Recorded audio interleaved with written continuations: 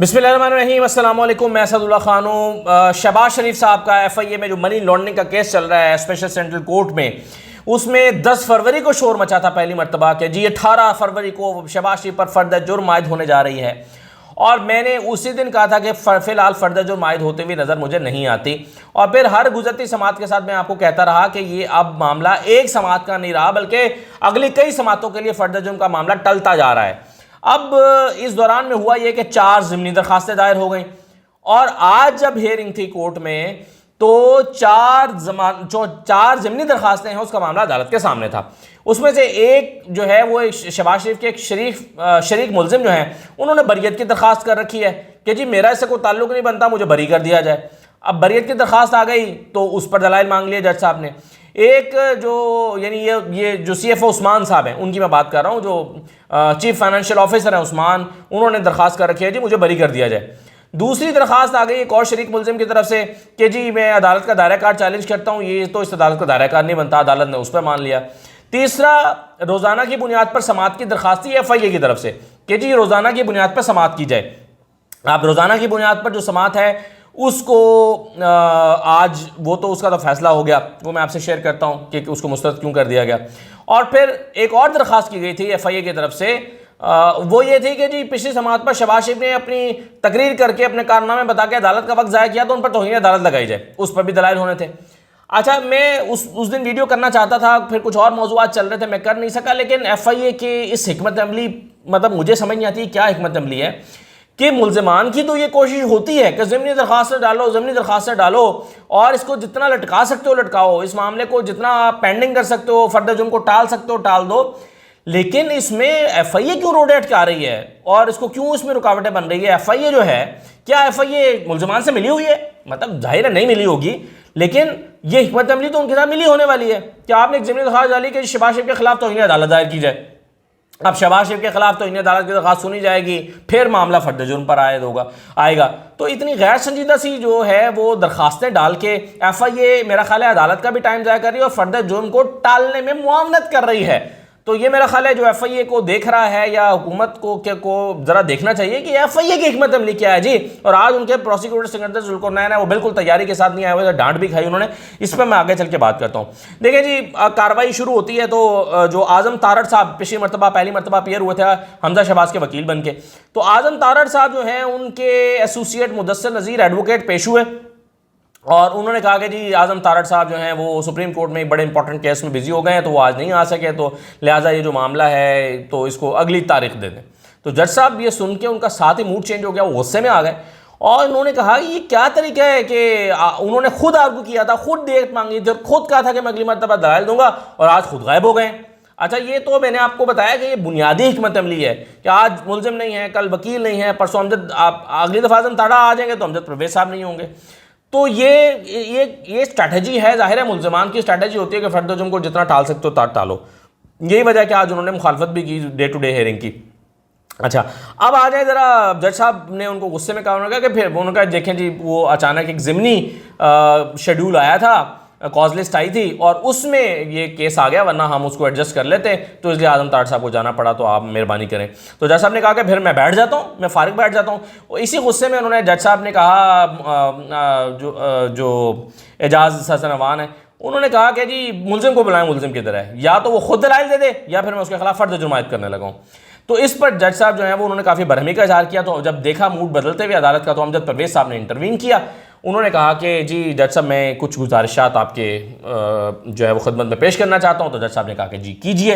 उन्होंने कहा कि देखें जी, चालान का जो मामला है वो हमें अभी तक मुकम्मल चालान पेश नहीं किया गया, दिया नहीं गया।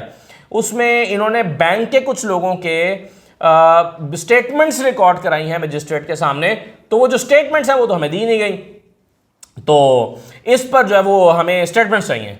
तो प्रोसिक्यूटर से जब पूछा, प्रोसिक्यूशन से पूछा जज साहब ने, तो प्रोसिक्यूशन ने जवाब दिया कि ये जो मामला है, जो हमने स्टेटमेंट्स रिकॉर्ड किए, अमजद परवेज़ ने कहा था कि जी 20-25 जो है वो 24 स्टेटमेंट्स, बल्कि उन्होंने कहा 24 स्टेटमेंट्स रिकॉर्ड हुई हैं।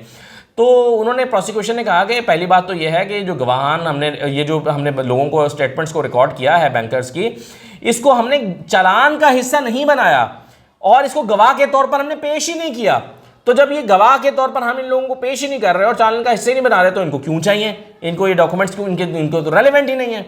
तो उस पर हमजा साहब ने बड़े दलाइल दिए और कहा कि नहीं जी ये हमारे केस से मुतल्लिक हैं, ये रेलेवेंट होते हैं, ये हमें चाहिए होंगे और इस तरह से, और उन्होंने कुछ हवाले भी दिए कोर्ट के पुराने जो है वो फैसले भी पढ़ के सुनाए।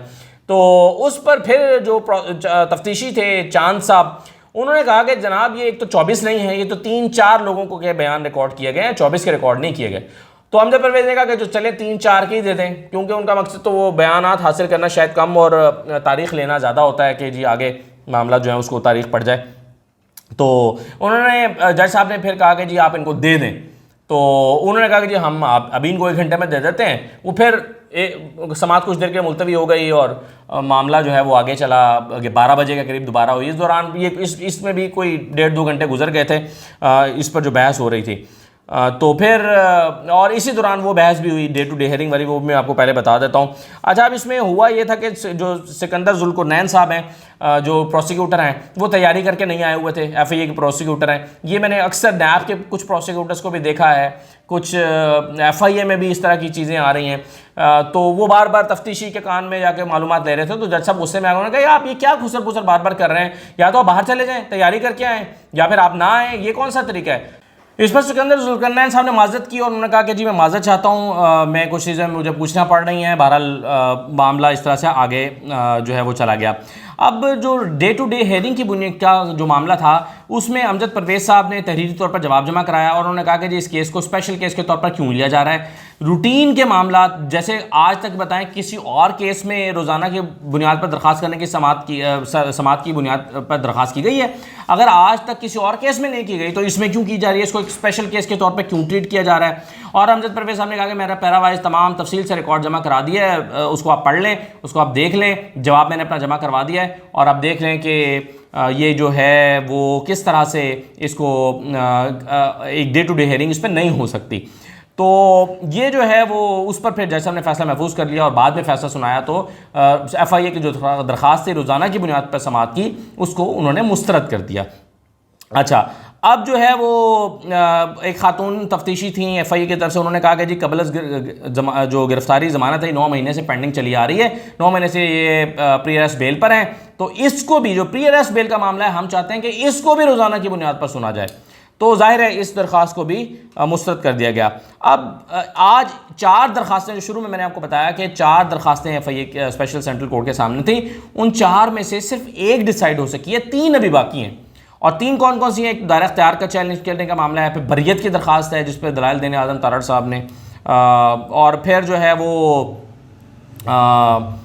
इसके अलावा जो ये भी ज़ेर बहस आया कि क्या आप इस पर दलाइल देना चाहते हैं तौहीन अदालत के मामले में। तो FIA ने कहा जी हम दलाइल देना चाहते हैं। और जैसे पहले मैंने अर्ज़ किया कि ये हिकमत अमली समझ से बाहर है कि वो मुल्ज़िमों को सपोर्ट क्यों कर रहे हैं अदालत का टाइम ज़ाया करके। तो उस पर अमजद परवेज़ ने कहा कि ठीक है आप हम दलाइल हम भी देंगे। तो जाहिर है उनको तो चाहिए, उनको तो सपोर्ट मिल रही है इससे, और अमजद परवेज़ साहब भी इस पर राज़ी हो गए। अब अगली मरतबा आज सिर्फ एक चीज़ डिसाइड हो सकी है, वो रोज़ाना की बुनियाद पर समाअत। 3 ज़मीनी दरख्वास्तें अभी बाकी हैं और फिर जाके फर्द जुर्म आयद होनी है, और ये तीनों के बाद भी कोई ज़मीनी दरख्वास्त आ जाती है तो कुछ कहा नहीं जा सकता। लेकिन अब बहरहाल 25 मार्च दी गई है कि 25 मार्च को फर्द जुर्म आयद होगी।